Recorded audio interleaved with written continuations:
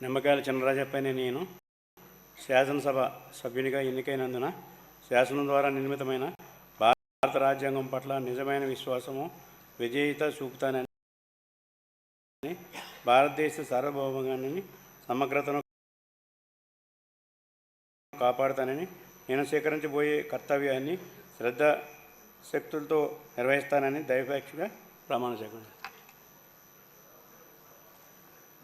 ఆంధ్రప్రదేశ్ శాసనసభ సభ్యుడైన నిమ్మకాయల చినరాజప్పైన నేను సభా నియమాలను కట్టుబడి ఉంటానని, వాటిని అనుసరిస్తానని, సభా మర్యాదలను పాటిస్తానని, సాంప్రదాయాలను గౌరవిస్తానని దైవసాక్షిగా ప్రమాణం చేస్తాను.